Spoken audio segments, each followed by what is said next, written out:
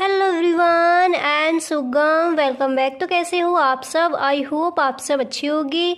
स्वागत है आप सभी का आपके अपने एसपी स्टडी यूट्यूब चैनल पर।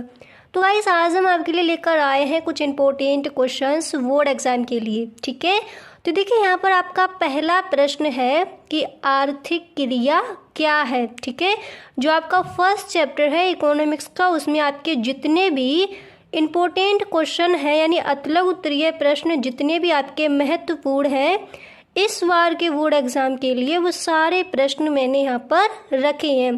तो गाइस, आप वीडियो पूरा देखें, वीडियो को आप बिल्कुल भी स्किप ना करें। तो पहला प्रश्न क्या दिया गया है कि आर्थिक क्रिया क्या है। तो देखिए, सबसे पहले आप इस तरह से हेडिंग डालोगे आर्थिक क्रिया, फिर आप इसमें लिखोगे कि उस क्रिया को आर्थिक क्रिया कहते हैं जिसका संबंध मानवीय आवश्यकताओं को संतुष्ट करने के लिए सीमित साधनों के उपयोग से होता है। यानी आर्थिक क्रिया हम क्या कहेंगे? आर्थिक क्रिया हम किसे कहेंगे? यानी जिसका संबंध मानवीय यानी जो मनुष्य की आवश्यकताएं हैं और उनको हम संतुष्ट करते हैं सीमित साधनों के उपयोग से, तो वो हो जाएगा आर्थिक क्रिया। ठीक है, क्लियर हो गया इतना? अब देखिए, इसके बाद जो आपका अगला प्रश्न है वो मैंने यहाँ पर लिया है कि साधन कीमत निर्धारण से क्या अभिप्राय है। ठीक है, सॉरी, यहाँ पर मैं तात्पर्य बोलने वाली थी, तो यहाँ पर लिखा है अभिप्राय। साधन कीमत निर्धारण से क्या अभिप्राय है। तो जब आप इस प्रश्न का आंसर लिखोगे तो इस तरह से आपको हेडिंग डालनी है साधन कीमत निर्धारण। ठीक है, ये आप ब्लैक पेन से डालोगे या फिर ब्लैक स्केच का यूज़ करोगी। ओके, फिर इसके बाद देखिए, इसका आंसर आपको इस तरह से लिखना है कि इसका संबंध बाजार की विभिन्न साधनों की कीमत निर्धारण से है। ठीक है, फिर इसके बाद आपको लिखना है दूसरे शब्दों में। और देखिए, आपको यहाँ पर एक चीज़ ध्यान रखनी है, जब आप लिखोगे दूसरे शब्दों में तो फिर देखिए आपको यहाँ पर एक लाइन छोड़नी है और ये आपको इतना ब्लैक पेन से लिखना है। ठीक है, कि दूसरे शब्दों में। इसके बाद आप लिखोगे इसका संबंध भूमि की कीमत यानी लगान, श्रम की कीमत यानी मजदूरी, पूंजी कीमत यानी ब्याज के निर्धारण से है। इस क्रिया को वितरण भी कहा जाता है। क्लियर हो गया ये प्रश्न? अब देखिए, इसके बाद जो आपका नेक्स्ट प्रश्न है, और ये प्रश्न आपको भी पता है ये कई बार बोर्ड एग्जाम में आस्क किया गया है। ठीक है, तो प्रश्न आपका है कि व्यष्टि अर्थशास्त्र क्या है, यानी माइक्रो इकोनॉमिक्स क्या है। ठीक है, तो इस तरह से आप हेडिंग डालोगे। यहाँ पर अगर आप व्यष्टि अर्थशास्त्र हेडिंग डालना चाहते हो तो वो आप डाल सकती हो। ठीक है, इस तरह से पहले आपको हेडिंग डालनी है व्यष्टि अर्थशास्त्र, फिर इसका आंसर आप इस तरह से दोगे। ओके, कि व्यष्टि अर्थशास्त्र क्या है। देखिए गाइस, जितने भी आपके इम्पोर्टेंट क्वेश्चन हैं बोर्ड एग्जाम के लिए, इसी तरह में सारे जितने भी आपके चैप्टर्स हैं, सारे चैप्टर्स के आपको क्वेश्चन आंसर इसी तरह से कराने वाली हूँ। तो अगर आप चैनल पर पहली बार आए हो तो चैनल को सब्सक्राइब कर लो, बेल आइकन को भी प्रेस कर देना ताकि वीडियो की जो भी नोटिफिकेशन हो सबसे पहले आपके पास पहुंचे। ओके, तो प्रश्न आपका है कि व्यष्टि अर्थशास्त्र क्या है। तो देखिए, इसका आंसर किस तरह से आपको लिखना है। तो व्यष्टि अर्थशास्त्र में केवल एक व्यक्तिगत इकाई की आर्थिक क्रियाओं का अध्ययन किया जाता है। व्यष्टि का मतलब क्या होता है? छोटा। ठीक है, सूक्ष्म। ओके, तो व्यष्टि अर्थशास्त्र क्या है? व्यष्टि अर्थशास्त्र में केवल एक व्यक्तिगत इकाई की आर्थिक क्रियाओं का अध्ययन किया जाता है। उदाहरण के लिए जैसे एक उपभोक्ता का व्यवहार, एक उत्पादक अथवा एक फर्म द्वारा उत्पादन क्रिया आदि। ये सारे एग्जाम्पल किसके हो जाएंगे? माइक्रो इकोनॉमिक्स के, यानी व्यष्टि अर्थशास्त्र के। यानी व्यष्टि अर्थशास्त्र क्या होता है? जैसे सूक्ष्म अर्थशास्त्र, जिसमें हम छोटी चीज़ों को ज्ञात करते हैं, वो हो जाता है। जिसमें छोटी छोटी चीज़ों को अध्ययन किया जाता है, वही हो जाता है व्यष्टि अर्थशास्त्र।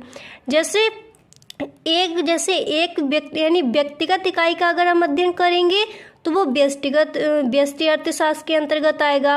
और वही अगर से हम राष्ट्र की पूरी आय मतलब राष्ट्रीय आय का अध्ययन करेंगे तो वो आएगा समष्टि अर्थशास्त्र के अंतर्गत। ठीक है, इस तरह से आई होप आपको समझ आ गया होगा कि व्यष्टि अर्थशास्त्र क्या है। क्लियर हो गया इतना। अब इसके बाद देखिए जो आपका नेक्स्ट प्रश्न है वो मैंने यहाँ पर लिया है कि विनिमय से क्या आशय है, यानी एक्सचेंज क्या है। विनिमय से क्या आशय, देखिए ये प्रश्न कई बार बोर्ड एग्जाम में पूछा गया। ठीक है, ये आपका फर्स्ट चैप्टर का ही प्रश्न है कि विनिमय से क्या आशय है। तो देखिए इसका आंसर आप किस तरह से लिखोगे। सबसे पहले आप इस तरह से हेडिंग डालोगे विनिमय, और फिर आप इसका आंसर लिखोगे कि विनिमय वह क्रिया है जिसमें किसी वस्तु या उत्पादन के साधन का क्रय विक्रय किया जाता है और यह क्रय विक्रय अधिकांशतः मुद्रा द्वारा किया जाता है। विनिमय की इस क्रिया को कीमत निर्धारण भी कहते हैं। समझ आ गया विनिमय क्या है, दोबारा से देख लो।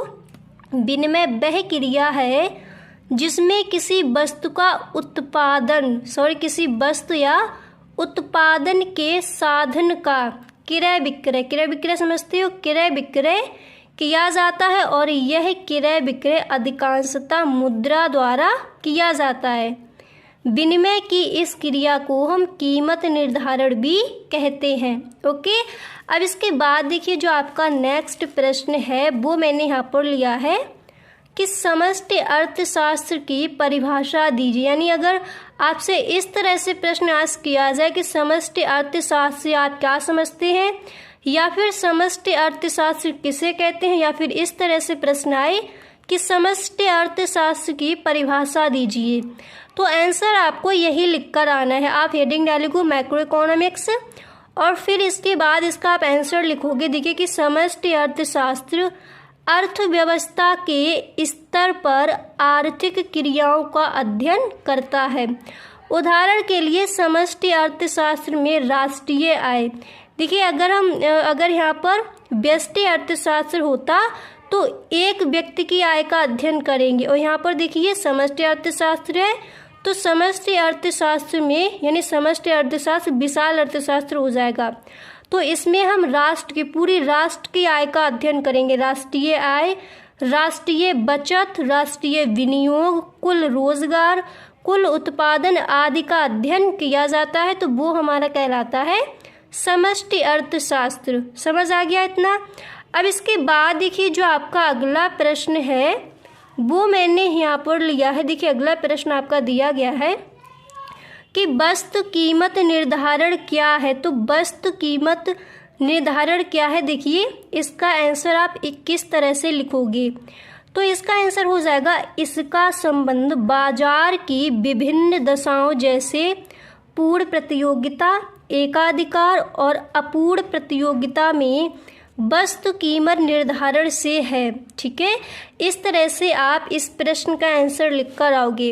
अब इसके बाद देखिए जो आपका नेक्स्ट प्रश्न है वो मैंने यहाँ पर लिया है कि प्रतिस्थापन की सीमांत दर क्या होती है। ये प्रश्न भी आपको देख लेना है। कई बार इसको भी बोर्ड एग्जाम में रखा गया है, कई बार ये प्रश्न पूछा गया है। ठीक है, कि प्रतिस्थापन की सीमांत दर क्या होती है। तो देखिए इस प्रश्न का आंसर आप इस तरह से लिखोगे कि प्रतिस्थापन की सीमांत दर वह दर है जिस पर एक उपभोक्ता वस्तु एक स्थान से दूसरे स्थान पर वस्तु का प्रतिस्थापन करता है। ठीक है, तो इस तरह से आपको इसका आंसर लिखना है। दोबारा से देख लो, प्रतिस्थापन की सीमांत दर वह दर है जिस पर एक उपभोक्ता वस्तु एक स्थान से दूसरे स्थान पर वस्तु दो का प्रतिस्थापन करता है, तो उसे हम कहते हैं प्रतिस्थापन की सीमांत दर। क्लियर हो गया। तो आई होप आपको समझ आ गए होंगे जो आपके अतलग उत्तरीय प्रश्न हैं, जो इस बार के बोर्ड एग्जाम के लिए जो इम्पोर्टेंट आपके प्रश्न हैं वो आपको कौन कौन से तैयार कर लेने हैं अपने फर्स्ट चैप्टर में। यहाँ पर देखिए आपका प्रश्न है लघु उत्तरीय प्रश्न में सबसे पहला प्रश्न मैंने यहाँ पर लिया है कि व्यष्टि अर्थशास्त्र तथा समष्टि अर्थशास्त्र में क्या अंतर है, या फिर व्यष्टि अर्थशास्त्र तथा समष्टि अर्थशास्त्र में अंतर स्पष्ट कीजिए। ठीक है, ये प्रश्न कई बार बोर्ड एग्जाम में रखा गया है, तो ये एकदम से आपको रट लेना है कि व्यष्टि अर्थशास्त्र और समष्टि अर्थशास्त्र क्या है। तो अगर आपसे अंतर राशि किया जाए तो देखिए आप इस तरह से बोर्ड एग्जाम में लिख कर आओगे। इधर आपको लिखना है माइक्रो इकोनॉमिक्स और इधर आप लिखोगे मैक्रो इकोनॉमिक्स। अगर आप ये नहीं लिखते तो इधर लिख दोगे व्यष्टि अर्थशास्त्र और इधर लिखोगे समष्टि अर्थशास्त्र। ये आपको ब्लैक पेन से लिखना है। ठीक है, मैंने यहाँ पर ब्लू से लिखा है पर आप ब्लैक पेन से लिखोगे। इसके बाद आपको फर्स्ट नंबर डालना है और यहाँ पर आपको देखिए व्यष्टि अर्थशास्त्र यानी माइक्रो इकोनॉमिक्स में लिखना है कि व्यष्टि अर्थशास्त्र में व्यक्तिगत स्तर पर आर्थिक समस्या का अध्ययन किया जाता है, जैसे एक उपभोक्ता, एक फर्म। ठीक है, ये इसके एग्जाम्पल हो जाएंगे।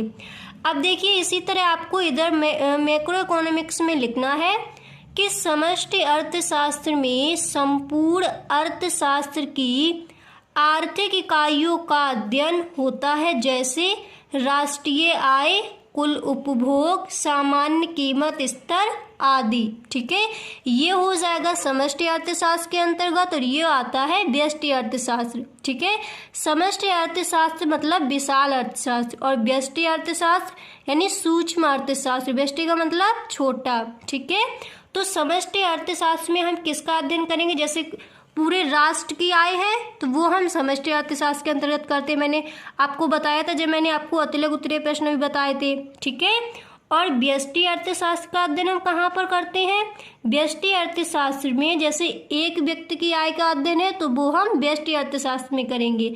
क्लियर हो गया इतना। अब इसके बाद देखिए आपको 2 नंबर पर लिखना है कि व्यष्टि अर्थशास्त्र में व्यक्ति और व्यक्ति के व्यवहार का अध्ययन होता है। ठीक है, ये व्यष्टि अर्थशास्त्र में होता है। और समष्टि अर्थशास्त्र में समाज और समाज के व्यवहार का अध्ययन होता है। ठीक है, तो इस तरह से आपको लिखना है। इसके बाद देखिए आप यहाँ पर तीसरा नंबर डालोगे और फिर आप लिखोगे कि व्यष्टि अर्थशास्त्र इस मान्यता पर आधारित है कि सामान्य प्राचल स्थिर रहती है।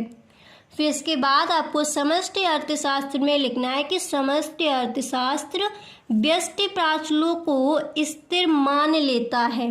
ओके, इसके बाद देखिए आपको चौथा अंदर यहाँ पर लिखना है कि व्यष्टि अर्थशास्त्र को कीमत सिद्धांत के नाम से भी जाना जाता है। ये आपको अच्छे से रट लेना है कि व्यष्टि अर्थशास्त्र को कीमत सिद्धांत के नाम से भी जाना जाता है और समष्टि अर्थशास्त्र को आय एवं रोजगार सिद्धांत द्वारा भी जाना जाता है। तो इस तरह से आप इस प्रश्न का आंसर लिख कर आओगे। यहाँ पर देखिए मैंने आपको 4 ही बताए हैं, अगर आप 5 लिखना चाहते हो तो आप 5 भी लिख सकती हो। ठीक है, अब इसके बाद देखिए लघु उत्तरीय प्रश्न में जो आपका नेक्स्ट प्रश्न है वो मैंने यहाँ पर लिया है। आप पेपर उठाकर देखिए, ये प्रश्न भी कई बार पूछा गया है कि आर्थिक समस्या क्या है। ठीक है, अगर आपका ये प्रश्न इस बार के बोर्ड एग्जाम में भी पूछा जाता है तो आप इस तरह से लिखोगे। पहले आपको हेडिंग डालनी है आर्थिक समस्या, ये आप ब्लैक पेन की हेल्प से डाल सकती हो, आर्थिक समस्या। फिर इसमें आप लिखोगे विभिन्न आवश्यकताओं की पूर्ति के लिए सीमित साधनों के प्रयोग से उत्पन्न चयन की समस्या को आर्थिक समस्या कहते हैं। इतना लिखने के बाद फिर देखिए आपको क्या करना है, फिर इस तरह से आपको लिखना है कि एरिक रोल के अनुसार, ये आपके अर्थशास्त्री हैं तो आपको बताना है कि एरिक रोल ने जो आपकी आर्थिक समस्या है इसकी परिभाषा किस तरह से दी है। ओके, तो देखिए एरिक रोल ने कहा है, इस तरह से आप ब्लैक पेन से लिखोगे। इसके बाद आपको कॉमा और इन्वर्टेड कॉमा यहाँ पर बिगिन करना है। फिर आप लिखोगे कि आर्थिक समस्या मूलतः चयन की आवश्यकता में से उत्पन्न होने वाली समस्या है। यह वह चयन है जिसमें वैकल्पिक उपयोगों वाले सीमित संसाधनों का प्रयोग किया जाता है। यह संसाधनों के मितव्ययी उपयोग की समस्या है। देखिए आर्थिक समस्या क्या है, आप दोबारा से समझिए, इसको एक बार पढ़िए कि विभिन्न आवश्यकताओं की पूर्ति करने के लिए, यानी मानव की जो आवश्यकताएं हैं उनकी पूर्ति करने के लिए, आवश्यकताओं को पूरा करने के लिए साधनों के प्रयोग से उत्पन्न यानी जो हमारी आवश्यकताएं हैं उनको पूरा करने के लिए सीमित साधनों के प्रयोग से जब चयन किया जाता है, जैसे हम चुनते हैं, ऐसे मान लीजिए कि आपके पास देखिए आवश्यकताएं जो हैं वो असीमित हैं और जो साधन है वो आपके पास सीमित है। तो फिर असीमित आवश्यकताओं में सीमित साधनों के द्वारा जब आप चयन करते हो, चीज़ों का चुनाव करते हो, तो उसमें जो आपको समस्या उत्पन्न होती है वही आपकी हो जाती है आर्थिक समस्या। क्लियर हो गया आप? अब इसके बाद देखिए आपको यहाँ पर एरिक रोल आप लिख चुके हो, ठीक है। अब देखिए आपके जो दूसरे अर्थशास्त्री हैं वो है लेफ्टविक के अनुसार। तो इनके अनुसार यानी इन्होंने आर्थिक समस्या की परिभाषा किस तरह से दी है, अब वो आपको यहाँ पर समझाना है। तो उसी तरह से आपको कॉमा, इन्वर्टेड कॉमा बिगिन करना है। फिर आप लिखोगे कि आर्थिक समस्या का संबंध वैकल्पिक मानवीय आवश्यकताओं में सीमित साधनों का प्रयोग करने और इन साधनों का इस दृष्टि से उपयोग करने से है कि आवश्यकताओं की अधिकतम संभव संतुष्टि हो सके। ओके, तो लेफ्टविक ने जो आपकी आर्थिक समस्या है इसकी परिभाषा को इस तरह से बताया है। ओके, इतना क्लियर हो गया। अब देखिए जो आपका अगला प्रश्न है वो मैंने यहाँ पर लिया है कि अवसर लागत किसे कहते हैं। ठीक है, अवसर लागत किसे कहती है। तो ये देखिए कभी पूछा भी जाता है बोर्ड एग्जाम में, ज़्यादा तो नहीं पूछा जाता, पर मुझे ऐसा लगता है इस बार के बोर्ड एग्जाम में आपका ये प्रश्न रखा जा सकता है कि अवसर लागत किसे कहती है। ठीक है, तो इसको भी आप देख लीजिए एक बार। तो देखिए इस तरह से अगर ये आपका प्रश्न आता है तो आप इस तरह से हेडिंग डालोगे अवसर लागत, फिर इसमें आप लिखोगे कि अवसर लागत की धारणा इस तथ्य पर आधारित है कि उत्पत्ति के साधन सीमित किंतु अनेक प्रयोग वाले हैं। चूंकि प्रत्येक साधन सीमित है इसलिए उसको सभी प्रयोगों में पूर्ण रूप से प्रयुक्त नहीं किया जा सकता। ठीक है, फिर देखिए इसके आगे आपको लिखना है कि समाज की दृष्टि से साधन को एक उद्देश्य के लिए प्रयोग करने का अर्थ है कि उनको अन्य उद्देश्य में प्रयोग में लेने के अवसर का त्याग करना पड़ेगा। किसी एक वस्तु के उत्पादन की अवसर लागत वस्तु की बेमात्राएं हैं। फिर आपको देखिए लिखना है कि जिनका हमें, ठीक है, वस्तु की बेमान्यताएं हैं जिनका हमें त्याग करना पड़ रहा है, अतः वह लागत जो किसी साधन को उसके वर्तमान कार्य में लगे रहने के लिए प्रेरित करती है अवसर लागत कहलाती है। समझ आ गया? अवसर लागत किसे कहेंगे? वह लागत किसी साधन को उसके वर्तमान कार्य में लगे रहने के लिए प्रेरित करती है, अवसर लागत कहलाती है। समझ आ गया? अब इसके बाद देखिए जो आपका नेक्स्ट प्रश्न है वो मैंने यहाँ पर लिया है कि उत्पादन संभावना वक्र किसे कहते हैं। ठीक है, ये प्रश्न कई बार पूछा गया, इस बार भी पूछा जा सकता है, तो अच्छे से क्लियर कर लीजिए कि उत्पादन संभावना वक्र किसे कहते हैं। तो पहले आप इस तरह से हेडिंग डालोगे उत्पादन संभावना वक्र, और फिर आप इसमें लिखोगे कि उत्पादन संभावना वक्र दो वस्तुओं x तथा y के उन सभी संयोगों को बताता है जिनका उत्पादन अर्थव्यवस्था के संसाधनों का पूर्ण रूप से उपयोग करने पर किया जाता है। फिर इसके बाद आप लिखोगे जबकि साधनों की मात्रा स्थिर है, उनका पूर्ण उपयोग हो रहा है और उत्पादन तकनीक दी हुई है। इस तरह से आपको उत्पादन संभावना वक्र किसे कहते हैं, तो इसका आंसर आप इस तरह से दोगे। ओके, तो यहाँ पर देखिए पंकज बेटा जो पहला प्रश्न है आपका वो इस बार के बोर्ड एग्जाम में ये पूछा जा सकता है कि एक अर्थव्यवस्था की केंद्रीय समस्याएं समझाइए। ठीक है, ये प्रश्न कई बार पूछा गया है, तो ये इस बार भी पूछा जा सकता है कि एक अर्थव्यवस्था की केंद्रीय समस्याएं समझाइए। तो देखिए इस प्रश्न का आंसर आप किस तरह से लिखोगे, तो आप लिखोगे कि अर्थव्यवस्था से अभिप्राय उस आर्थिक प्रणाली से है जिसके द्वारा समाज की समस्त आर्थिक क्रियाओं का संचालन किया जाता है। फिर इसके बाद आपको लिखना है कि प्रत्येक देश किसी न किसी आर्थिक प्रणाली पर आधारित होते हैं। ठीक है, इसके आगे आप लिखोगे कि आर्थिक प्रणालियों के प्रमुख रूप है कौन कौन से। पहला यहाँ पर है पूंजीवाद, दूसरा हो जाएगा समाजवाद और तीसरा हो जाएगा मिश्रित। ठीक है, फिर इसके आगे लिखना है कि अर्थव्यवस्था आर्थिक प्रणाली की भिन्नता के अनुसार अर्थव्यवस्था का संचालन भी भिन्न भिन्न यानी अलग अलग होता है। फिर इसके आगे आप लिखोगे किंतु साधनों की सीमितता एवं उनके वैकल्पिक प्रयोगों तथा आवश्यकताओं की अनंतता के कारण ही साधनों एवं साध्यों के बीच उपयुक्त तालमेल बढ़ाने की समस्याएं प्रत्येक आर्थिक प्रणाली में विद्यमान रहती हैं।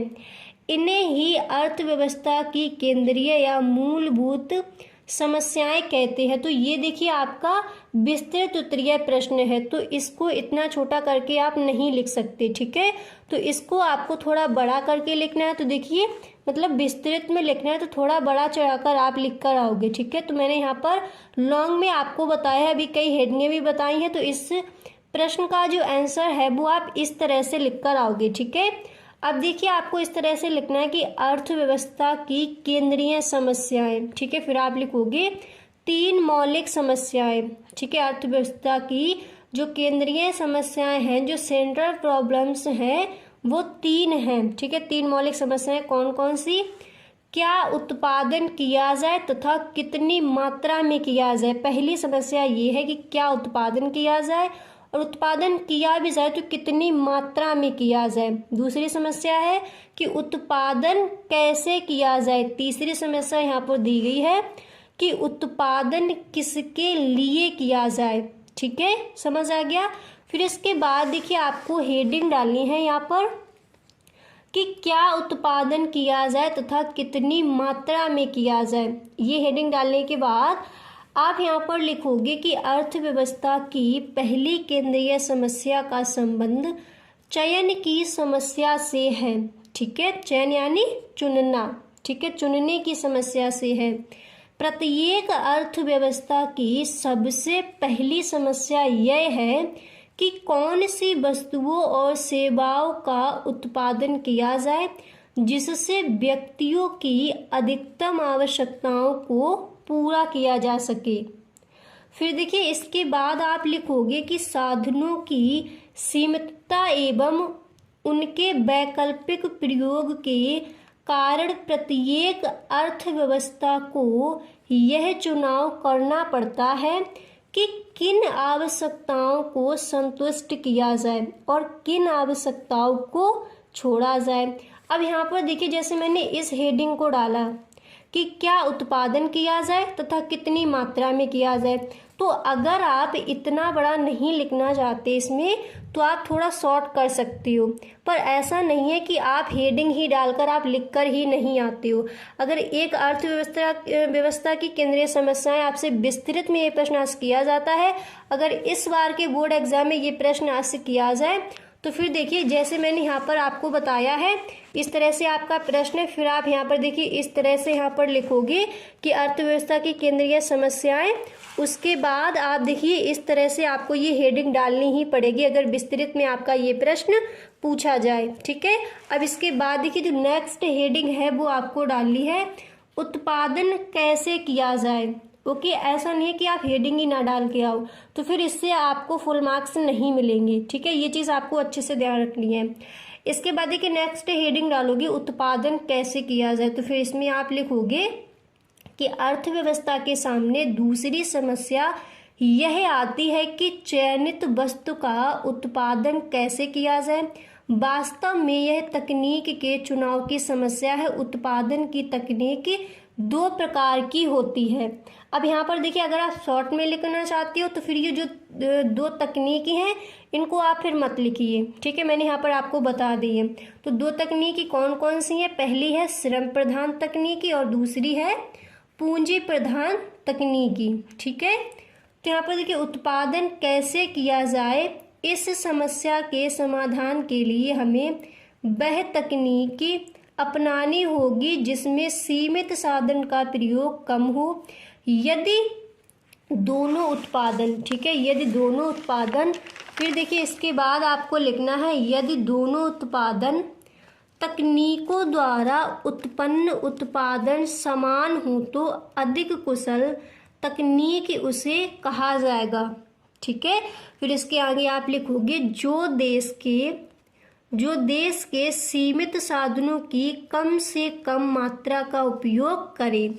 अब इसके बाद जो आपकी नेक्स्ट हेडिंग थी, जो नेक्स्ट आपकी समस्या थी, जो नेक्स्ट आपकी प्रॉब्लम्स थी, वो क्या थी? सेंट्रल प्रॉब्लम की उत्पादन किसके लिए किया जाए, ठीक है। तो देखिए इसमें आपको लिखना है, इस तरह से आप हेडिंग डालोगे उत्पादन किसके लिए किया जाए। तो फिर इसमें आप लिखोगे कि अर्थव्यवस्था में क्या, कितना और कैसे, ठीक है, अर्थव्यवस्था में क्या, कितना और कैसे जैसी समस्याओं का समाधान के बाद यह समस्या उत्पन्न होती है कि उत्पादन किसके लिए किया जाए, अर्थात उत्पादन का वितरण कैसे किया जाए, ठीक है।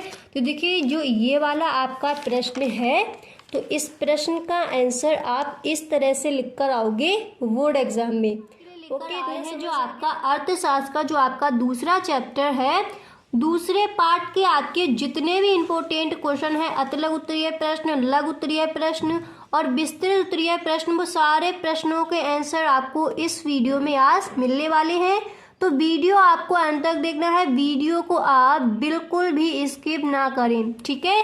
तो देखिए जो आपका दूसरा चैप्टर है उसके सारे इंपॉर्टेंट क्वेश्चन आज हम आपको बताने वाले हैं। तो यहाँ पर देखिए जो सबसे पहला प्रश्न है आपका अतिलघु उत्तरीय प्रश्न में, वो मैंने यहाँ पर लिया है कि सीमांत उपयोगिता ह्रास नियम की परिभाषा दीजिए। ये देखिए आपका जो दूसरा चैप्टर है उसके सारे जो आपके इंपॉर्टेंट क्वेश्चन है बोर्ड एग्जाम के लिए, वो सारे प्रश्न आपको इस वीडियो में बताए जाएंगे, ठीक है। तो सीमांत उपयोगिता ह्रास नियम की परिभाषा दीजिए, ये प्रश्न कई बार बोर्ड एग्जाम में रखा गया है, इसलिए मैंने सबसे पहले यहाँ पर इसको रखा है दूसरे चैप्टर से, ठीक है। तो देखिए इस तरह से आप लिखोगे, अगर अतिलघु उत्तरीय प्रश्न में आपका ये प्रश्न इस बार के बोर्ड एग्जाम में आज किया जाता है तो आप इस तरह से लिखोगे। सबसे पहले आपको हेडिंग डाली है मार्शल के अनुसार, यानी मार्शल ने सीमांत उपयोगिता ह्रास नियम की परिभाषा क्या दी है, ठीक है, मार्शल के अनुसार। फिर आप लिखोगे किसी व्यक्ति के पास वस्तु विशेष के स्टॉक में एक दी हुई मात्रा में वृद्धि होने पर उसे जो अतिरिक्त लाभ प्राप्त होता है वह स्टॉक में होने वाली प्रत्येक वृद्धि के साथ घटता जाता है। तो मार्शल ने सीमांत उपयोगिता ह्रास नियम की परिभाषा इस तरह से दी है। क्लियर हो गया इतना? अब इसके बाद देखिए जो आपका अगला प्रश्न है वो मैंने यहाँ पर लिया है। आपका अगला प्रश्न यहाँ पर दिया गया है कि उपभोक्ता संतुलन से क्या अभिप्राय है, उपभोक्ता संतुलन से क्या अभिप्राय है। तो देखिए आप इस तरह से हेडिंग डालोगे उपभोक्ता संतुलन और फिर आप इसका आंसर लिखोगे कि अर्थशास्त्र में उपभोक्ता संतुलन से अभिप्राय उस स्थिति से है जब एक उपभोक्ता दी हुई आय से एक या दो वस्तुओं को इस प्रकार खरीदता है कि उसे अधिकतम संतुष्टि प्राप्त होती है, ठीक है, वही हम उसी को हम कहेंगे उपभोक्ता संतुलन। समझ आ गया उपभोक्ता संतुलन क्या है? देखिए अर्थशास्त्र में उपभोक्ता संतुलन से अभिप्राय उस स्थिति से है। अब आप यहाँ से देखिए कि उपभोक्ता संतुलन किसे कहेंगे। देखिए जब एक उपभोक्ता दी हुई आय से एक या दो वस्तुओं को इस प्रकार खरीदता है कि उसे अधिकतम संतुष्टि प्राप्त होती है, तो वही हमारा उपभोक्ता संतुलन कहलाता है। अब इसके बाद देखिए जो आपका अगला प्रश्न है वो मैंने यहाँ पर लिया है कि मांग की लोच को परिभाषित कीजिए। आपको पता है ये प्रश्न आपके लिए कितना महत्वपूर्ण है। तो देखिए लघु उत्तरीय प्रश्न या फिर अति लघु उत्तरीय प्रश्न या फिर आपका विस्तृत में ये प्रश्न 100% रखा ही जाता है हर बार के बोर्ड एग्जाम में। तो इसको आप एकदम अच्छे से तैयार कर लीजिए। मैंने यहाँ पर देखिए आपको लघु उत्तरीय प्रश्न में भी बताया है कि ये प्रश्न किस तरह से किया जाएगा और किस तरह से आप इसका आंसर लिखोगे, और विस्तृत में भी मैंने इसका आपको जो आंसर है वो दिया है। तो पहले आप देख लीजिए कि अति लघु उत्तरीय प्रश्न में ये प्रश्न किस तरह से पूछा जाएगा और इसका आंसर आपको कितना बड़ा करके लिखना है। ठीक है, तो देखिए प्रश्न है कि मांग की लोच को परिभाषित कीजिए। ओके, तो इस तरह से आप हेडिंग डालोगे पहले मांग की लोच। देखिए इस हेडिंग को आप बीच में डाल सकते हो इस तरह से, यहाँ से आप डालोगे मांग की लोच, फिर इसके बाद आपको एक लाइन छोड़नी है, फिर आप लिखोगे मार्शल के अनुसार, फिर इसी तरह से आपको कॉमा इन्वर्टेड कॉमा यहाँ पर बिगिन करना है, फिर आप लिखोगे कि बाजार में किसी वस्तु की मांग का अधिक या कम लोचदार होना इस बात पर निर्भर करता है कि एक निश्चित मात्रा में मूल्य के घट जाने पर, ठीक है, एक निश्चित मात्रा में मूल्य के घट जाने पर मांग की मात्रा में अधिक वृद्धि होती है। यानी कहने का मतलब है जब मूल्य घटेगा, ठीक है, तो मांग में क्या होगी, वृद्धि होगी, और जब मूल्य बढ़ेगा तो मांग में क्या होगी, कमी होगी। अथवा कम तथा एक निश्चित मात्रा में मूल्य बढ़ जाने पर मांग की मात्रा में अधिक कमी होती है या कम। ठीक है, अब इसके बाद देखिए जो आपका अगला प्रश्न है वो मैंने यहाँ पर लिया कि मांग और मांगी गई मात्रा में अंतर बताइए। ठीक है, अगर आपसे इस तरह से प्रश्न ना पूछा जाए कि मांग की लोच क्या है परिभाषित कीजिए, तो फिर आपसे इस तरह से पूछा जाएगा कि मांग और मांगी गई मात्रा में अंतर बताइए। देखिए मैं जितने भी आपके प्रश्न इंपॉर्टेंट है वो सारे प्रश्न आपके कवर करा दूंगी हर चैप्टर्स के। ठीक है, तो आपको वीडियो पूरा देखना है, वीडियो को आप बिल्कुल भी स्किप ना करें। ठीक है, तो देखिए प्रश्न है कि मांग और मांगी गई मात्रा में अंतर बताइए। तो देखिए अगर इस तरह से आपका प्रश्न आता है तो इस प्रश्न का आंसर आपको इस तरह से लिखना है कि मांग से अभिप्राय एक वस्तु की विभिन्न यानी अलग अलग मात्राओं को प्रकट करने वाली उस संपूर्ण मांग अनुसूची से है जो उपभोक्ता विभिन्न संभव कीमतों पर खरीदने के लिए तैयार है, जबकि मांगी गई मात्रा से अभिप्राय उस विशेष मात्रा से है जो एक कीमत विशेष पर की जाती है। ठीक है, मांगी गई मात्रा से अभिप्राय उस विशेष वस्तु से है, उस विशेष मात्रा से है जो एक कीमत विशेष पर की जाती है। ठीक है, तो मांग की मात्रा समझ आ गई। और मांग क्या है, मांग से अभिप्राय एक वस्तु की अलग अलग मात्राओं को प्रकट करने वाली उस संपूर्ण मांग अनुसूची से है जो कोई उपभोक्ता अलग अलग संपन्न कीमतों पर खरीदने के लिए तैयार है। क्लियर हो गया अच्छे से। अब इसके बाद देखिए जो आपका अगला प्रश्न है अति लघु उत्तरीय प्रश्न में, वो मैंने यहाँ पर लिया है। देखिए आपका नेक्स्ट प्रश्न यहाँ पर दिया गया है कि मांग की कीमत लोच से आप क्या समझते हैं। ठीक है, अति लघु उत्तरीय प्रश्न में अगर आपसे वो दो प्रश्न नहीं पूछे गए, उस तरह से अगर प्रश्न नहीं आया तो फिर इस तरह से आएगा कि मांग की कीमत लोच से आप क्या समझते हैं। तो देखिए आप इस तरह से हेडिंग डालोगे मांग की कीमत लोच, फिर आपको लिखना है कि मांग की कीमत लोच किसी वस्तु की कीमत में होने वाले प्रतिशत परिवर्तन तथा उस वस्तु की मांग में होने वाले प्रतिशत परिवर्तन का अनुपात है। यानी मांग की लोच बराबर मांगी गई मात्रा में अनुपातिक परिवर्तन और अपॉन कीमत में अनुपातिक परिवर्तन। समझ आ गया। अब इसके बाद देखिए आपको जो आपका दूसरा चैप्टर है उसमें आपको लघु उत्तरीय प्रश्न कौन कौन से तैयार कर लेने हैं, अब आप उनको देख लीजिए। फिर उसके बाद हम आपको बताएंगे कि विस्तृत में आपको जो आपका सेकंड चैप्टर है तो विस्तृत में उसमें आपको कौन कौन से जो प्रश्न है उनके आंसर आपको तैयार करने, वो आपको अभी थोड़ी देर में बताएंगे। ओके, अब देखिए पहले आप लघु उत्तरीय प्रश्न देखिए। तो लघु उत्तरीय प्रश्न में मैंने यहाँ पर पहला प्रश्न लिया है कि वस्तु की मांग को प्रभावित करने वाले प्रमुख, ठीक है, वस्तु की मांग को प्रभावित करने वाले प्रमुख कारकों का वर्णन करें। ठीक है, ये प्रश्न कई बार पूछा गया है, आप पेपर उठाकर देखना, कई बार ये प्रश्न बोर्ड एग्जाम में रखा गया है। तो आप इस तरह से हेडिंग डालोगे, पहले आपको एक लाइन छोड़नी है, फिर आप अच्छे से हेडिंग डालोगे वस्तु की मांग को प्रभावित करने वाले कारक, फिर इसके बाद भी आपको एक लाइन छोड़नी है, फिर आप लिखोगे कि वस्तु की मांग को प्रभावित करने वाले मुख्य कारण निम्नलिखित हैं। ओके, इतना करने के बाद आपको यहाँ पर फर्स्ट हेडिंग डाली है वस्तु का मूल्य। ठीक है, प्रभावित करने वाले कारण लिखे जा रहे हैं, तो पहले आप हेडिंग डालोगे वस्तु का मूल्य। ठीक है, आपका एक ये कारण है।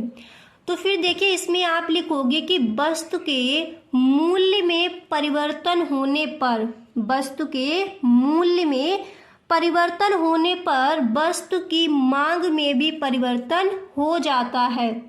वस्तु का मूल्य बढ़ने पर उस वस्तु की मांग कम हो जाती है। ठीक है, मूल्य बढ़ेगा तो मांग घटती है, और वस्तु का मूल्य घटने पर उस वस्तु की मांग बढ़ जाती है। समझ आ गया, वस्तु का मूल्य। इस तरह से इस हेडिंग में आपको लिखना, आई होप आपको याद भी हो गया होगा। अब इसके बाद आप नेक्स्ट हेडिंग डालोगे रुचि तथा फैशन में परिवर्तन, और फिर इसमें आप लिखोगे कि यदि उपभोक्ताओं की रुचि तथा समाज में प्रचलित फैशन में परिवर्तन हो जाता है तो नए फैशन की वस्तुओं की मांग में वृद्धि हो जाती है। इसके विपरीत वस्तुओं के फैशन से बाहर हो जाने पर उनकी मांग में कमी हो जाती है। ठीक है, इतना क्लियर हो गया। अब इसके बाद देखिए जो आपका अगला प्रश्न, आपको जो नेक्स्ट हेडिंग है वो यहाँ पर डालनी है कि मुद्रा की मात्रा में परिवर्तन, और फिर इसमें आप लिखोगे जब देश में मुद्रा की मात्रा में वृद्धि कर दी जाती है तो सामान्य कीमत स्तर ऊंचा हो जाता है। ठीक है, और वस्तुओं की औसत मांग कम हो जाती है। इसके विपरीत यदि देश में मुद्रा की मात्रा कम कर दी जाती है तो सामान्य कीमत स्तर गिर जाता है। समझ आ गया, यदि देश में मुद्रा की मात्रा कम कर दी जाएगी तो आपको वैसे भी पता है कि जो आपका सामान्य कीमत स्तर है वो गिर जाएगा और वस्तुओं की औसत मांग बढ़ जाती है।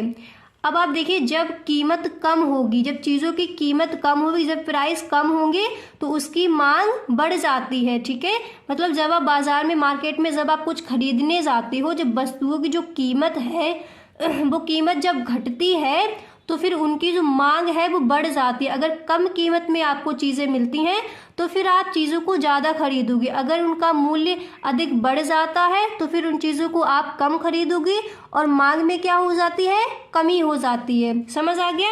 अब इसके बाद देखिए बेटा आपको यहाँ पर नेक्स्ट हेडिंग डाली है आय में परिवर्तन। ये सारे आपको वस्तु की मांग को प्रभावित करने वाले कारण बताए जा रहे हैं। तो नेक्स्ट हेडिंग आप डालोगे आय में परिवर्तन, और इसमें आपको लिखना है कि सामान्यतः लोगों की आय में वृद्धि हो जाने से मांग में वृद्धि हो जाती है। ठीक है, आय में वृद्धि हो जाने पर, यानी जब आय हमारे पास ज़्यादा होगी, आय में हमारी वृद्धि होगी तो मांग में भी वृद्धि होगी। जब पैसे हमारे पास ज़्यादा होंगे तो चीज़ों को हम ज़्यादा खरीदेंगे, और आय कम हो जाने पर मांग में कमी आ जाती है। जैसे पैसे जब हमारे पास कम है, जब हमारी आय कम है तो चीज़ों को हम ज़्यादा नहीं खरीदेंगे तो मांग में क्या हो जाएगी, कमी आ जाती है। समझ आ गया। अब इसके बाद देखिए आपको यहाँ पर नेक्स्ट हेडिंग डाल, देखिए आप इस प्रश्न के आंसर को थोड़ा बड़ा चढ़ाकर ही लिख कर आओगे। ठीक है, क्योंकि ये आपका लघु उत्तरीय प्रश्न में अभी हम आपको बता रहे हैं, तो लघु उत्तरीय प्रश्न में आप ज़्यादा शॉर्ट में नहीं लिखोगे। ठीक है, नेक्स्ट हेडिंग आप डालोगे जनसंख्या में परिवर्तन, और फिर इसमें आपको लिखना है कि यदि देश में जनसंख्या बढ़ती है तो कीमतों के अपरिवर्तित रहने पर भी वस्तुओं की मांग बढ़ जाती है। ठीक है, ये तो आपको समझ आ ही रहा होगा। यदि देश में जनसंख्या बढ़ती है, देखिए जब जनसंख्या बढ़ेगी तो उनके लिए जो कीमतें हैं वो अपरिवर्तित ही रहे तब भी वस्तुओं की मांग बढ़ जाएगी, क्योंकि जनसंख्या जिस तरह की है उसी तरह से चीज़ों की भी मांग की जाएगी। तो जनसंख्या बढ़ेगी तो वस्तुओं की मांग भी बढ़ेगी। ठीक है, कीमत अपरिवर्तित रहने पर भी। ओके, इसके विपरीत जनसंख्या में कमी होने पर वस्तुओं की मांग घट जाती है, यानी जनसंख्या जब कम है तो वस्तुओं की मांग तो वैसे भी घट जाएगी। ठीक है, समझ आ गया।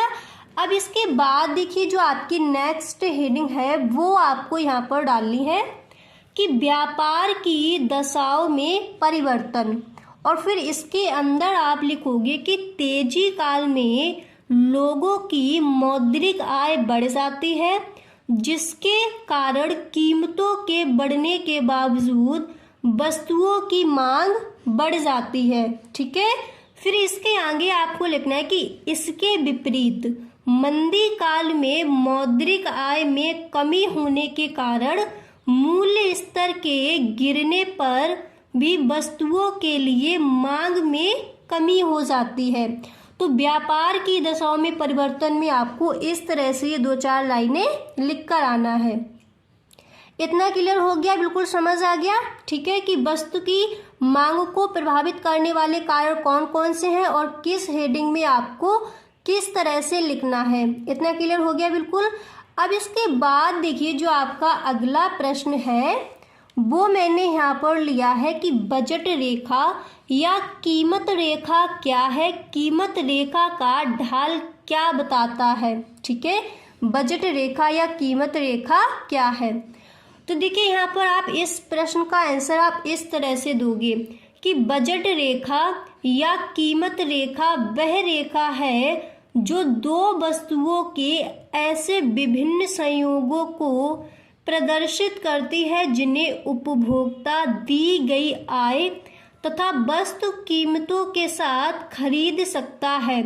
बजट रेखा का समीकरण ये है, देखिए आप देख लीजिए। बजट रेखा का समीकरण आपको इस तरह से लिखकर आना है। फिर नीचे आपको लिखना है जहां m बराबर उपभोक्ता की कुल आय। ठीक है, और यहाँ पर देखिए px बराबर तो x वस्तु की प्रति इकाई कीमत और x बराबर वस्तु की मात्रा, px बराबर y वस्तु की प्रति इकाई कीमत और y वस्तु की मात्रा। तो इस तरह से आपको जो आपका लघु उत्तरीय प्रश्न ये दिया गया था, तो इस प्रश्न का आंसर आप इस तरह से देखकर आओगे। अब हम आपको बताएंगे कि विस्तृत उत्तरीय प्रश्न आपको जो आपका सेकेंड चैप्टर है उसमें विस्तृत उत्तरीय प्रश्न आपको कौन कौन से तैयार कर लेने हैं इस बार के बोर्ड एग्जाम के लिए। ओके, अब देखिए विस्तृत उत्तरीय प्रश्न में आपको जो आपका पहला प्रश्न है वो आपको ये तैयार कर लेना है कि मांग के नियम को समझाइए, इस नियम की क्या मान्यताएं हैं, यह नियम क्यों लागू होता है। इस तरह से आपसे विस्तृत उत्तरीय प्रश्न में ये प्रश्न पूछा जाएगा। तो इस प्रश्न का आंसर देखिए आप इस तरह से देकर आओगे। इस प्रश्न का आंसर आपको इस तरह से लिखना है कि किसी वस्तु की मांग और कीमत घनिष्ठ रूप से संबंधित होते हैं। इस संबंध को मांग के नियम द्वारा व्यक्त किया जाता है। मांग का नियम वस्तु की कीमत और उस कीमत पर मांगी जाने वाली मात्रा के गुणात्मक संबंध को बताता है। यह बताता है कि वस्तु की कीमत एवं वस्तु की मात्रा में विपरीत संबंध पाया जाता है। यानी अगर जैसे मांग बढ़ेगी तो जो कीमत है वो घटेगी, अगर कीमत बढ़ती है तो मांग क्या होगी, मांग में भी कमी होगी। कीमत बढ़ती है तो मांग घटती है और मांग घटेगी तो फिर कीमत बढ़ती है। ठीक है, ये हो जाता है आपका मांग का नियम, यानी विपरीत संबंध पाया जाता है। वस्तु की कीमत एवं वस्तु की मात्रा में विपरीत संबंध पाया जाता है। अब देखिए इसके बाद आपको यहाँ पर हेडिंग डाली है परिभाषा। तो यहाँ पर देखिए आप इस तरह से लिखोगे कि प्रोफेसर मार्शल के अनुसार इन्होंने मांग के नियम को किस तरह से समझाया, इन्होंने किस तरह से इसकी परिभाषा दी है। तो फिर आप इस तरह से लिखोगे कि मांग का एक सामान्य नियम है। यहाँ पर फिर आपको कॉमा, इन्वर्टेड कॉमा लगाना है, यहाँ पर आप इन्वर्टेड कॉमा लगाओगे, फिर आप लिखोगे कि गिरते हुए मूल्य के साथ साथ मांग की मात्रा बढ़ती जाती है। यानी वही बात है, घुमा फिराकर यहाँ पर बता दिया गया है। ठीक है, गिरते हुए मूल्य के साथ साथ मांग की मात्रा बढ़ती जाती है तथा बढ़ते हुए मूल्य के साथ मांग की मात्रा घटती जाती है। समझ आ गया। अब इसके बाद आपको नेक्स्ट हेडिंग यहाँ पर डालनी है। देखिए यहाँ पर आप नेक्स्ट हेडिंग डालोगे कि मांग के नियम की मान्यताएं। ओके, मांग के नियम की मान्यताएं क्या क्या है।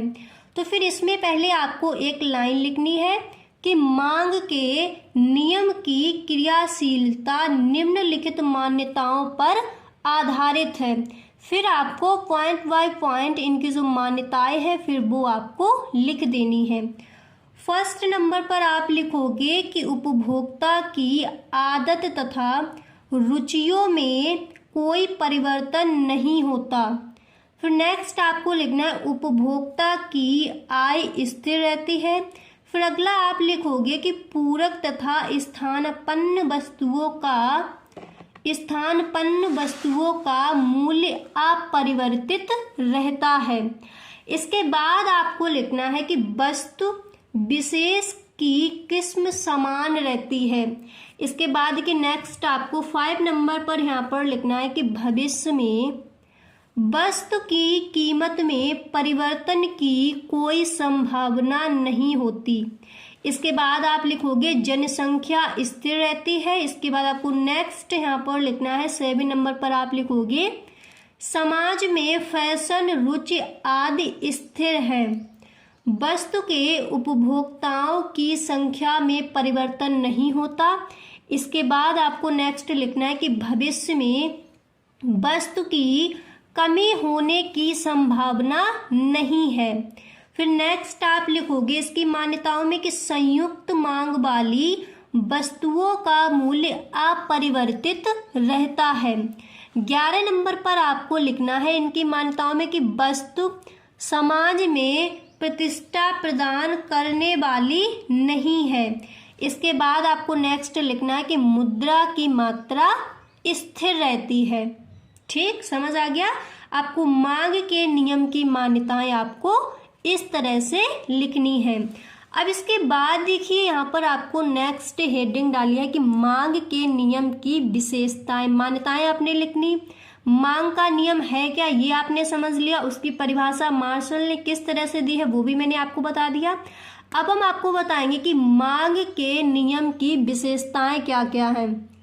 ओके, तो यहाँ पर देखिए आपको फर्स्ट नंबर पर लिखना है कि यह नियम क्रियाशील रहता है। ठीक है, क्रियाशील रहता है, आपको भी पता है। अब इसके बाद आपको सेकंड पॉइंट में यहाँ पर लिखना है कि कीमत और मांग में विपरीत संबंध पाया जाता है, अर्थात कीमत के बढ़ने पर मांग घटती है और कीमत घटने पर मांग बढ़ती है। ठीक है, वही चीज़ है, बार बार मतलब उसी को यहाँ पर दोहराया जाता है। ठीक है, थोड़ी भाषा यहाँ पर चेंज हो जाती है पर वही चीज़ बताई जाएगी। अब देखिए यहाँ पर आपको तीसरे नंबर पर लिखना है कि मांग का नियम केवल एक प्रवृत्ति का घोतक है। इसके बाद आप लिखोगे कि मांग का नियम मांग एवं कीमत में किसी प्रकार का अनुपातिक संबंध स्थापित नहीं करता। ठीक है, तो इस तरह से आपको जो आपका ये प्रश्न दिया गया है इस प्रश्न का आंसर आपको इस तरह से देना है। इतना समझ आ गया। अब इसके बाद देखिए विस्तृत उत्तरीय प्रश्न में आपको ये प्रश्न तैयार कर लेना है इस बार के बोर्ड एग्जाम में। देखिए ये प्रश्न आपका विस्तृत में भी पूछा जा सकता है और लघु उत्तरीय प्रश्न में भी आपका ये प्रश्न रखा जा सकता है। कि उपभोक्ता के संतुलन से क्या तात्पर्य है। ठीक है, लघु उत्तरीय में भी रखा जा सकता है और विस्तृत उत्तरीय में भी ये प्रश्न आपसे पूछा जा सकता है। तो देखिए इस प्रश्न का आंसर आप किस तरह से दोगे। सबसे पहले आपको इस तरह से हेडिंग डाली है उपभोक्ता का संतुलन, और फिर इसमें आप लिखोगे कि अर्थशास्त्र में उपभोक्ता संतुलन से अभिप्राय उस स्थिति से है जब एक उपभोक्ता दी हुई आय से एक या दो वस्तुओं को इस प्रकार खरीदता है कि उसे अधिकतम संतुष्टि प्राप्ति होती है। ठीक है, फिर इसके आगे आप लिखोगे एक उपभोक्ता संतुलन की अवस्था में तब होता है जब वह अपनी सीमित आय से वस्तुओं को उनकी दी हुई कीमतों पर खरीदकर अधिकतम संतुष्टि प्राप्त करने में सफल हो जाता है। ओके, इसके बाद देखिए यहाँ पर आपको नेक्स्ट हेडिंग डालनी है कि संतुलन की शर्तें, और फिर इसमें आप लिखोगे संतुलन की शर्तें। हेडिंग डालने के बाद आपको लिखना है कि एक उपभोक्ता संतुलन की स्थिति को तब प्राप्त करेगा जब वह निम्नलिखित 3 शर्तों को पूरा करता है। वो देखिए आपकी 3 शर्तें कौन कौन सी हैं, पहले आप उनको समझिए। तो यहाँ पर देखिए आपकी पहली शर्त है कि उदासीनता वक्र कीमत रेखा को स्पर्श करे। ठीक है, ये आपकी पहली शर्त है। नेक्स्ट शर्त आपके यहाँ पर दी गई है कि मात्रात्मक रूप में एक्स वस्तु की वाई वस्तु के लिए सीमांत प्रतिस्थापन पर एक्स तथा वाई वस्तुओं की कीमतों के अनुपात के बराबर होनी चाहिए। इसके बाद देखिए आपको इस तरह से लिखना है, ब्रैकेट में आपको बंद कर देना, फिर आप लिखोगे कि 2 वस्तुओं की सीमांत प्रतिस्थापन दर बराबर उनका कीमत अनुपात। ओके, अब इसके बाद देखिए आपको यहाँ पर तीसरी शर्त लिखनी है कि स्थायी संतुलन के लिए संतुलन बिंदु पर उदासीनता वक्र मूल बिंदु की उन्नतता होनी चाहिए।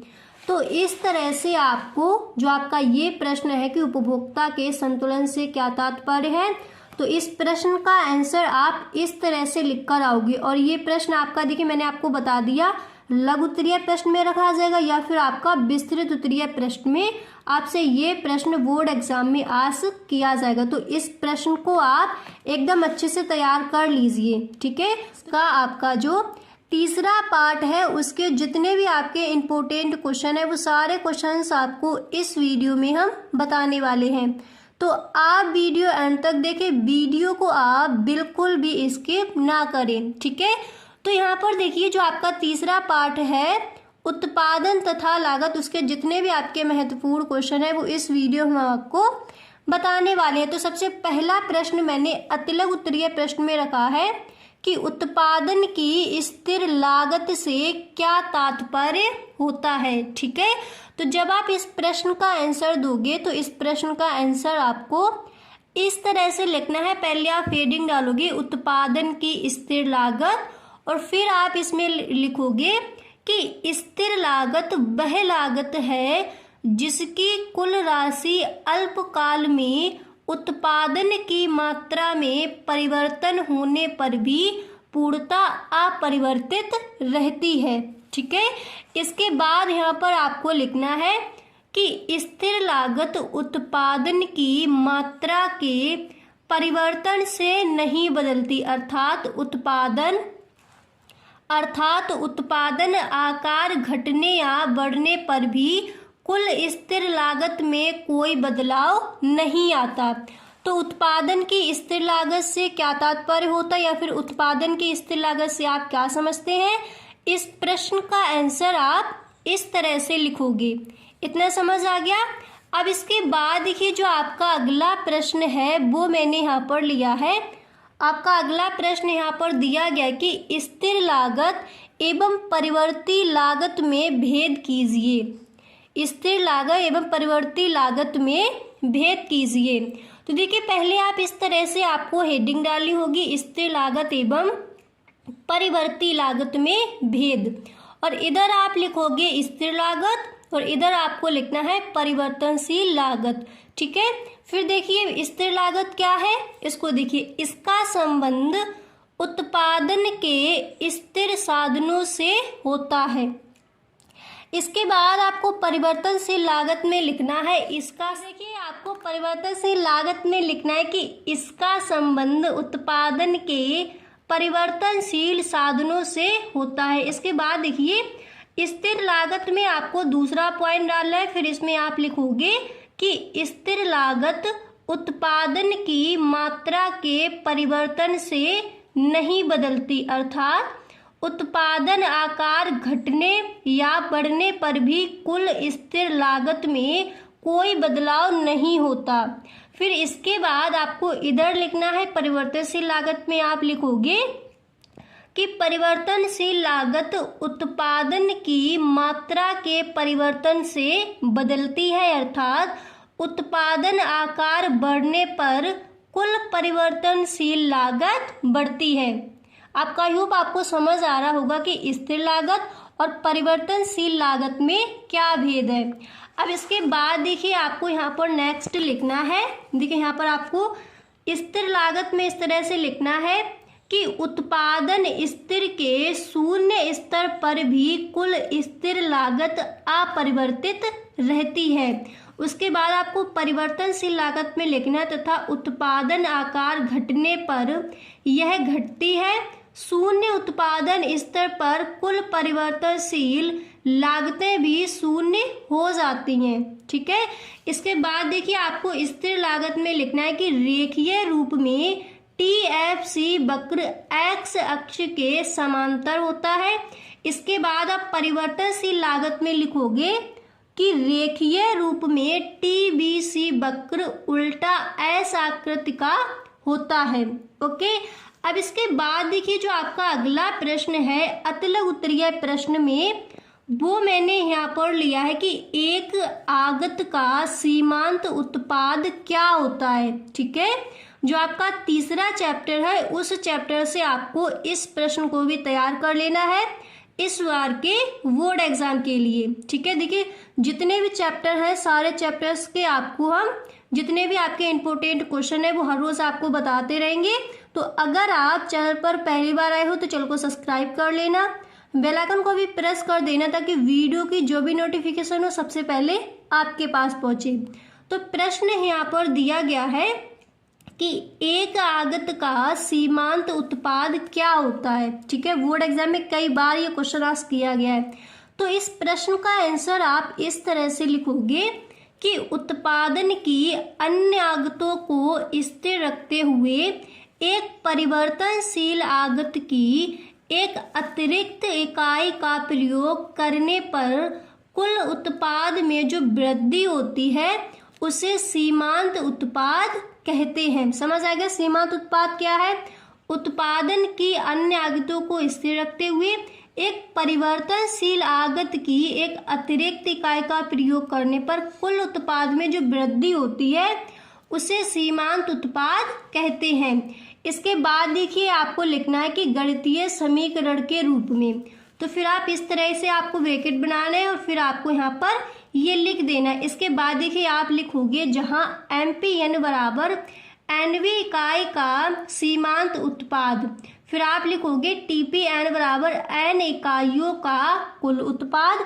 इसके बाद आपको लिखना है कि TPN-1 बराबर N-1 इकाइयों का कुल उत्पाद है यहाँ पर। ठीक है, अब इसके बाद देखिए जो आपका अगला प्रश्न है वो मैंने यहाँ पर लिया है कि उत्पादन फलन की संकल्पना को समझाइए। ठीक है, तो इस प्रश्न का आंसर आपको इस तरह से देना है कि किसी फर्म के उत्पादनों एवं उपादानों के, इतना लिखने के बाद फिर आप लिखोगे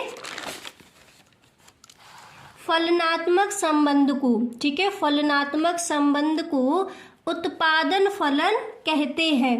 इतना लिखने के बाद आपको लिखना है कि उत्पादन फलन बताता है कि एक दिए तकनीकी ज्ञान तथा प्रबंधकीय क्षमता की सहायता से उत्पादक द्वारा उपादानों के विभिन्न संयोगों से उत्पाद की अधिकतम मात्रा किस प्रकार प्राप्त की जा सकती है। ठीक है, फिर इसके आगे आपको लिखना है, यह संकल्पना केवल भौतिक मात्रात्मक संबंध पर आधारित है, इसमें मूल्यों का समावेश नहीं होता। ठीक है, इस तरह से आप लिखोगे। तो देखिए, जो आपका ये वाला प्रश्न दिया गया है, अगर आपका ये प्रश्न पूछा जाता है तो ये प्रश्न ज़्यादातर आपको लघु उत्तरीय प्रश्न में पूछा जाएगा। अगर आपसे ये अतिलघु उत्तरीय प्रश्न में पूछा जाए तो फिर आप इतना लिख के आ सकते हो। ठीक है, यहाँ से लेकर आप इतना लिख सकते हो, सीमांत उत्पाद कहते हैं। और अगर यही प्रश्न आपका लघु उत्तरीय प्रश्न या फिर विस्तृत में आता है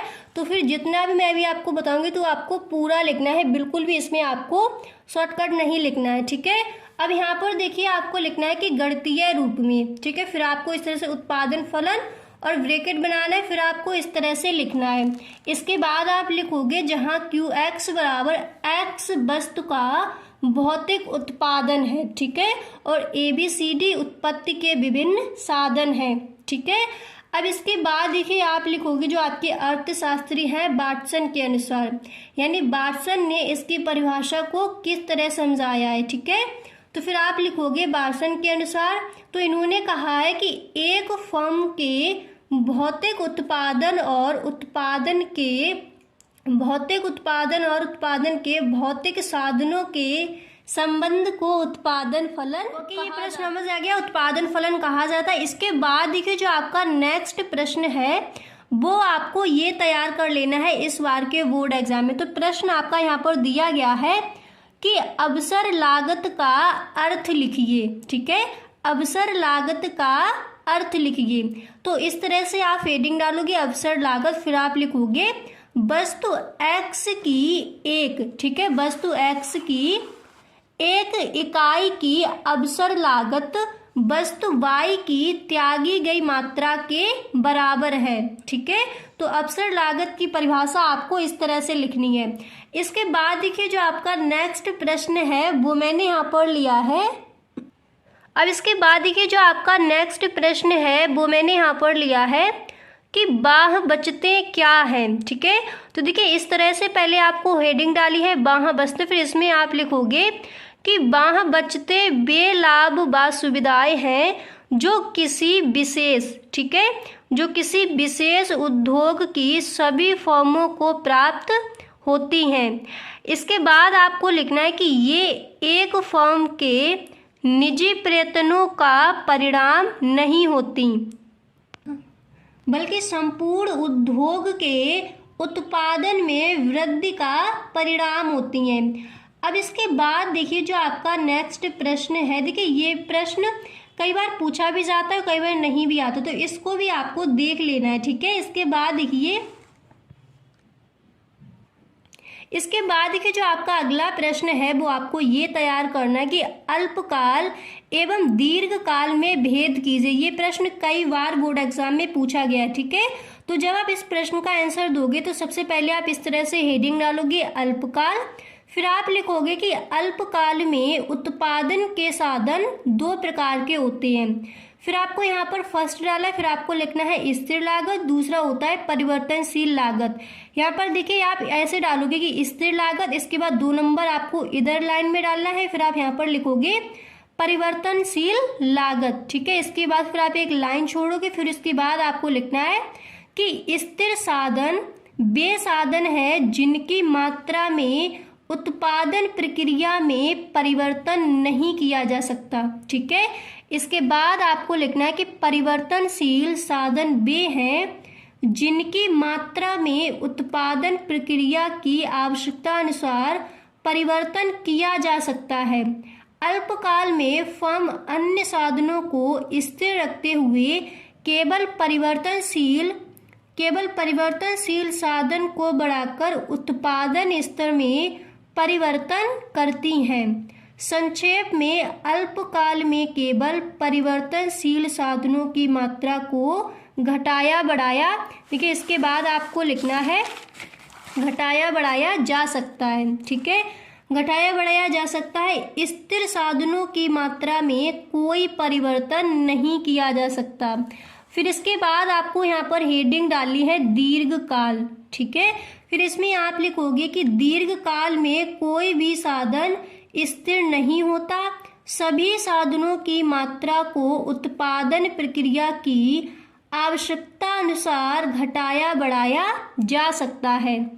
फिर उसके बाद आप लिखोगे कि फर्म उत्पादन के साधनों में अनुपातिक परिवर्तन करके उत्पादन का पैमाना बदलती हैं।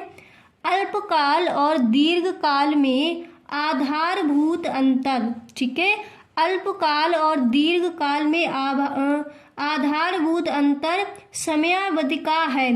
किसी भी उत्पादन प्रक्रिया के लिए दीर्घकाल अल्पकाल की, ठीक है, दीर्घकाल अल्पकाल की तुलना में एक लंबी समयावधि होती है और इसलिए सभी साधनों में आवश्यकता अनुसार परिवर्तन किया जा सकता है। ओके, तो भाई जैसा कि मैं आपको बता चुकी हूँ कि अतिलघु उत्तरीय प्रश्न आपके उत्पादन तथा लागत वाले चैप्टर से कौन कौन से आ सकते हैं। तो आज हम आपको बताएंगे कि लघु उत्तरीय प्रश्न आपको इस चैप्टर से कौन कौन से तैयार कर लेने हैं 2024 के बोर्ड एग्जाम के लिए, ठीक है। तो यहाँ पर देखिए जो आपका पहला प्रश्न है और ये प्रश्न कई बार पूछा गया है कि उत्पादन फलन की संकल्पना को समझाइए, ठीक है। जब आपसे ये प्रश्न बोर्ड एग्जाम में आज किया जाए तो इस प्रश्न का आंसर आप इस तरह से लिखोगे। सबसे पहले आपको इस तरह से हेडिंग डालनी है कि उत्पादन फलन की संकल्पना। ओके, इसके बाद देखिए आप लिखोगे कि किसी फर्म के उत्पादनों एवं उपादानों के फलनात्मक संबंध को उत्पादन फलन कहते हैं। समझ आ गया उत्पादन फलन क्या है।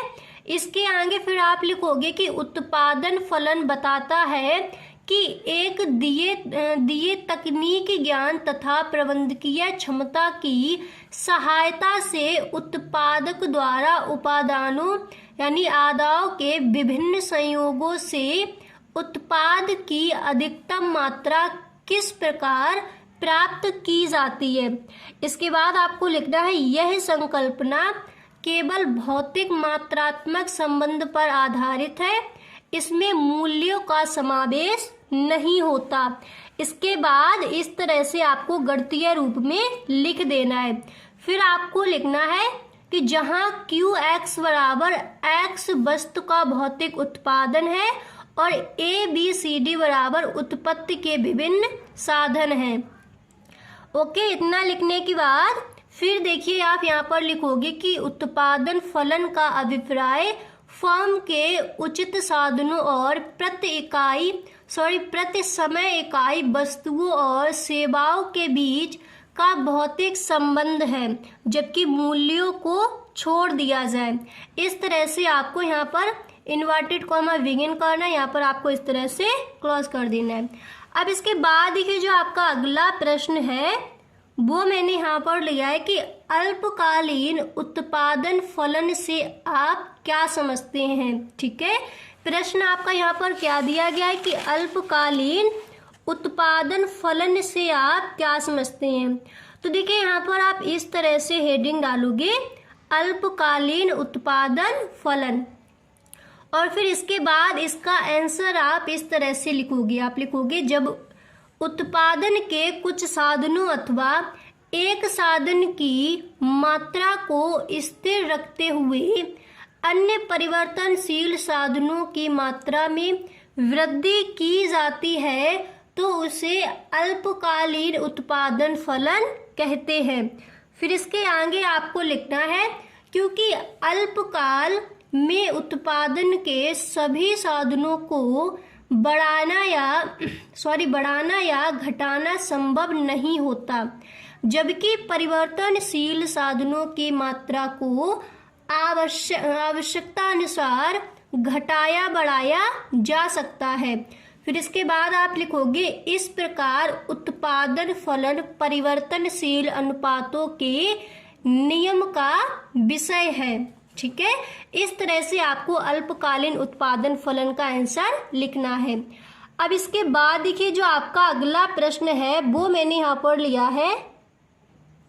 अगला प्रश्न आपका है कि सीमांत लागत और औसत लागत को परिभाषित कीजिए। ये प्रश्न कई बार बोर्ड एग्जाम में रखा गया है, आप भी पेपर उठाकर देखना, कई बार आपको ये प्रश्न मिलेगा कि सीमांत लागत और औसत लागत को परिभाषित कीजिए। या फिर आपसे यही प्रश्न इस तरह भी पूछा जा सकता है कि सीमांत लागत क्या है, या फिर इस तरह से पूछ लिया जाएगा कि सीमांत लागत और औसत लागत को, औसत लागत से आप क्या समझते हैं। ठीक है, तो किसी तरह से भी आपसे क्वेश्चन आस्क किया जाए तो आंसर आपको इसी तरह से लिखकर आना है इस बार के बोर्ड एग्जाम में। ओके, तो देखिए सीमांत लागत और औसत लागत को परिभाषित कीजिए। तो सबसे पहले आप इस तरह से हेडिंग डालोगे सीमांत लागत, और फिर इसमें आप लिखोगे कि सीमांत का अभिप्राय है एक अतिरिक्त इकाई के उत्पादन से कुल लागत में जितनी वृद्धि होती है उसे उस इकाई विशेष की सीमांत लागत कहते हैं। समझ आ गया? सीमांत लागत हम किसे कहेंगे? सीमांत का अभिप्राय है एक अतिरिक्त इकाई के, ठीक है, उत्पादन से कुल लागत में जितनी वृद्धि होती है उसे उस इकाई विशेष की सीमांत लागत कहते हैं। ठीक है, अब इसके बाद देखिए यहाँ पर आपको नेक्स्ट हेडिंग यहाँ पर डालनी होगी औसत लागत। ठीक है, सीमांत लागत आपने देख लिया क्या है। अब देखिए औसत लागत किसे कहेंगे, तो आप हेडिंग डालोगे औसत लागत, और फिर इसमें आप लिखोगे कि कुल लागत को उत्पादन से भाग देने पर जो लागत प्राप्त होती है। ठीक है, कुल लागत को उत्पादन से भाग देने पर जो लागत प्राप्त होती है वह औसत लागत कहलाती है। इसे प्रति इकाई लागत भी कहते हैं। अगर आपसे आस्क किया जाए कि प्रति इकाई लागत क्या है, तो फिर आप जो आपने याद किया है औसत लागत, यही आपको लिख कर आना है। अब इसके बाद देखिए आपको इस तरह से लिखना है कि औसत लागत प्रति इकाई उत्पादन लागत है। ठीक है, औसत लागत प्रति इकाई उत्पादन लागत है, कॉमा इन्वर्टेड कॉमा के द्वारा आप इस तरह से लिखोगे। इसके बाद देखिए इसका फॉर्मूला आपको लिखना है कि औसत लागत बराबर कुल लागत अपॉन कुल उत्पादन इकाइयाँ। ठीक है, औसत लागत बराबर कुल लागत अपॉन कुल उत्पादन इकाइयाँ, इसको आप इस तरह से भी लिख सकते हो। अगर आप इस तरह से लिखते हो तो फिर आप इस तरह से मत लिखिए। ठीक है, अगर ये लिख कर आते हो तो फिर आपको ये नहीं लिखना है। तो यहाँ पर आप लिखोगे कि AC बराबर TC अपॉन Q, यानी औसत लागत बराबर कुल लागत कुल उत्पादन इकाइयाँ। समझ आ गया? तो देखिए इस प्रश्न का आंसर आपको इस तरह से लिख कर आना है। तो गाइस आज के लिए बस इतना ही, मिलते हैं नेक्स्ट वीडियो में। आई होप आपको वीडियो पसंद आया होगा। गाइस अगर आपको ये वीडियो अच्छा लगा, इस वीडियो को मैंने बहुत ही मेहनत से बनाया, अगर गाइस आपको वीडियो अच्छा लगा है तो इस वीडियो को आप एक लाइक ज़रूर कर दें। गाइस अगर आपको वीडियो पसंद नहीं आया है तो इस वीडियो को आप डिसलाइक करके भी जा सकते हो। Okay, thank you.